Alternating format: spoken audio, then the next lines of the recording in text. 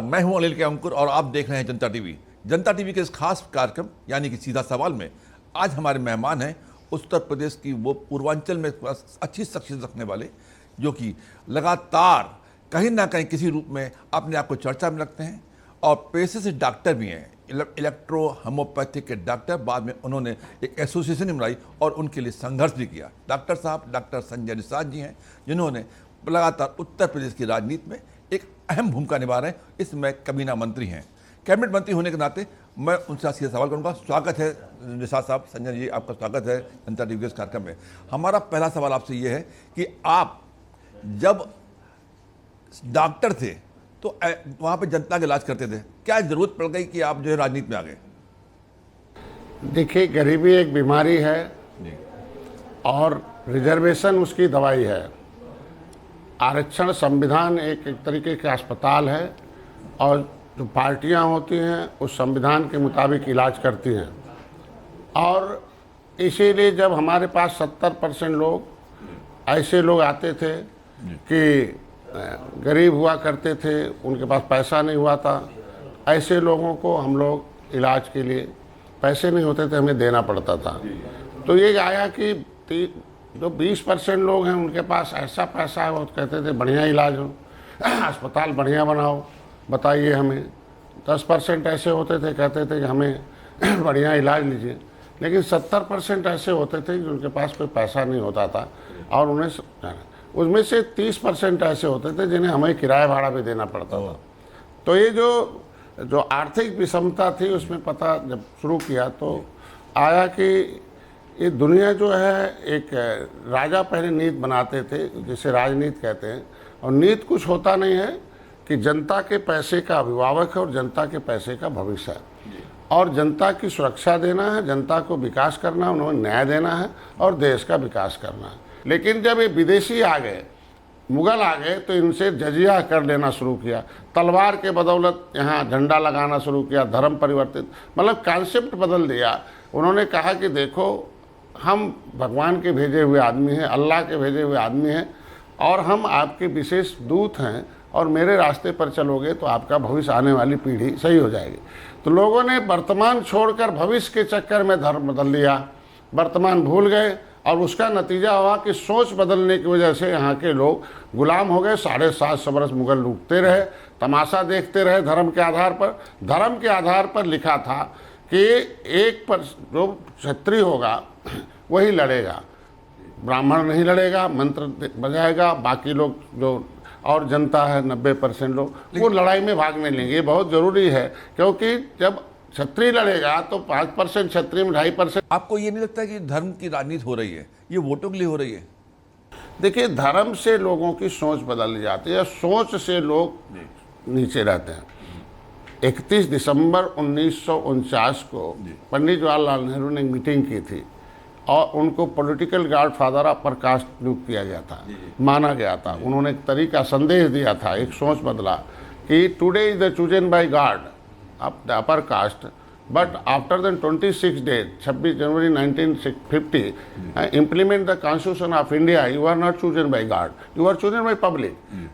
एक सोच है कि हम भगवान के चुने हुए आदमी हैं, हम ऊंची जात के हैं। ये 26 दिन बाद जब संविधान लागू हो जाएगा तो आप भगवान के चुने आदमी नहीं रह जाओगे, ये पब्लिक के चुने हो जाओगे। The real God is voter in the democracy. इस युग का असली भगवान वोटर होगा, ये आपको पसंद करेगा, ये आपको चुनेगा तो बड़े रह जाओगे। तो बड़े लोग उसको जान गए। पॉलिटिकल गॉड फादर आप अपर कास्ट हुए पंडित जवाहरलाल नेहरू, इन्होंने ज्ञान दिया, सोच बदला, सोच में आगे आ गए। पॉलिटिकल गॉडफादर ऑफ मिल्कमैन पैदा हो गए मुलायम सिंह, उन्होंने भी सोच बदल दी।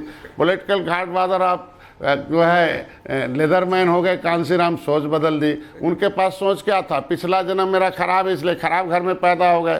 पंडित जी विशेष रूप से भेजे हुए हैं अपर कास्ट, इनकी मैं सेवा करूंगा तो अगला जन्म सही हो जाएगा। तो सेवा में वो 70 कई हजार वर्ष बिता दिया। लेकिन कांसीराम ने कहा भाई देखो, लेदरमैन मिल्कमैन, मैंने कहा ना कि कांसीराम ने कहा कि देखो भाई कि आपका जो सोच है, सोच से आप गरीब हो, आज के बाद कुछ नहीं है। आज के बाद देखो हम फैमिली प्लानिंग लागू हो गए, हम दो हमारे दो है, अब तुम्हारा नंबर कभी आने वाला नहीं है, इसलिए सेवा करते रहो। सोच बदला कि इस सोच में चेंजिंग लाओ कि संविधान में तुम्हें हिस्सा लिखा हुआ है कि एक व्यवस्था दी गई है संविधान में रिजर्वेशन की कि लेदरमैन का बेटा जाएगा, अनुसूचित मतलब नीचे सूचित मतलब सूचित किया जाएगा कि आप सोच से नीचे हो, पिछली मुगलों अंग्रेज़ों को लड़ने के नाते नीचे हो, आपके बेटे की एक व्यवस्था दी गई है कि वहाँ पढ़ेगा, अब लिखेगा, वहाँ से सरकार पढ़ाएगी, पैसा देगी। अगर कमज़ोर भी रहोगे तो भी फेल भी हो जाओगे तो वो व्यवस्था है कि तुम्हें अवसर मिलेगा। मतलब सोच से, जब उनके अंदर सोच थी कि हमने भगवान ने हमें नीचे भेजा है तो हरवा पैदा होते थे, जब संविधान की सोच आ गई तो हाकिम पैदा होने लगे। तो मैं कहता हूँ वही मिल्कमैन की सोच में था। आपकी दोस्ती मिल्कमैन के साथ भी रही थी? आप मिल्कमैन के साथ? मैंने उसीलिए, तब दोस्ती नहीं हुई तो ज्ञान कैसे आएगा, जानकारी कैसे मिलेगी भाई? जब पारस पत्थर से सटेंगे तभी सोना बनेंगे। जब तक किसी इंस्टीट्यूट में नहीं खोलेंगे तो सीखेंगे, पढ़ेंगे कहाँ से? तो इंस्टीट्यूट खोला पंडित जवाहरलाल नेहरू ने, 70 साल देखिए कैसे रहे।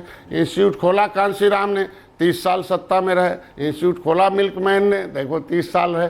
तो इंस्टीट्यूट में हमने पढ़कर देखा कि भाई जब तक एक सोच थी मिल्कमैन में कि पिछला जन्म हमारा खराब इसलिए पीछे हो का जो छोटा मिल्कमैन है अखिलेश जी, उनके बारे में क्या विचार है आपके? मैंने बताया ना कि उनके यहाँ पहले था, यही तो है आज के दिन में उनकी, क्यों वो आज के दिन में ठीक हैं। मैं तो उन्हें धन्यवाद दूंगा कि उन्होंने अपने समाज को बताया कि भाई तुम अपनी सोच में हो कि मैं पिछड़ा हूँ, लेकिन संविधान कहता पिछड़े नहीं हो।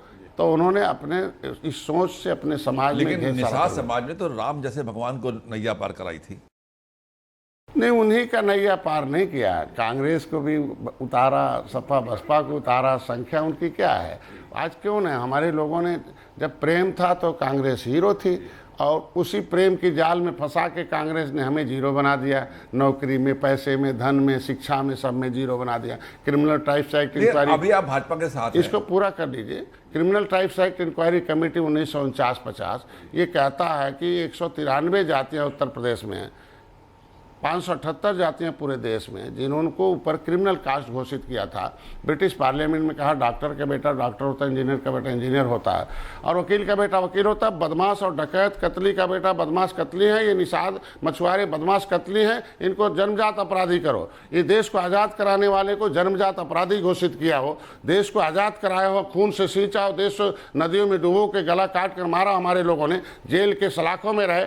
देश आज़ाद हो गया 1947 में, 31 अगस्त 1952 तक हम गुलाम रहे। 5 साल 16 दिन इस देश आज़ाद भारत में हम गुलाम रहे हैं। 5 साल 16 दिन में हम आज़ाद हुए हैं। एक 5 साल की सरकार होती है, जिसके पास सरकार होती, सत्ता होती, सत्ता के नशे में हीरो हो गए, पावर का पैसे के मालिक हो गए। और जो देश को आज़ाद हो गए वो आज के दिन में पाइपलाइन में रहेंगे, रोड पर पॉलीथीन में रहेंगे, सड़कों पर घूमेंगे, नदियों के किनारे जंगलों में घूमेंगे। जिसने देश को आज़ाद कराया वो सड़क पर रहेंगे, और जिसकी आज़ादी के नाते संविधान बना उसका लाभ लेकर ये सत्ता में आएंगे, उनको सताएंगे, इनकी फाइल गायब कराएंगे। Criminal tribes act inquiry committee की रिपोर्ट गायब करा दिया, आरक्षण की फाइल गायब करा दिया। मैंने लिख दिया किताब में, इसमें लिखा हुआ है कि लेदरमैन का बेटा जाएगा, वजीफा पाएगा, अपने बेटे को हीरो बना के आएगा। मैं कहता हूँ देखिए, किताब में लिख दिया कि संविधान आपकी समस्याओं का समाधान, और संविधान में सीधे लिखा हुआ कि कैसे आपका हक हिस्सा मिलेगा। 2024 में क्या सोच रहे हैं आप? कह रहे हैं कि पहले किसी भी मानव के लिए मान, सम्मान, स्वाभिमान,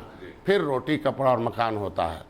हम लोग पद प्रतिष्ठा के लिए नहीं आए हैं, आप जहाँ बजाना चाहते हैं हमें, हम लोग उस चीज़ को स्थापित करने के लिए आए हैं कि जो हमारे समाज का था। निषाद राज के पर्यटक स्थल घोषित हो गया, 20 करोड़ 38 लाख रुपए है। सोच बदलने का कोई सिस्टम चाहिए ना, सोच बदलने का कोई हमारे पास इंस्टीट्यूट चाहिए ना।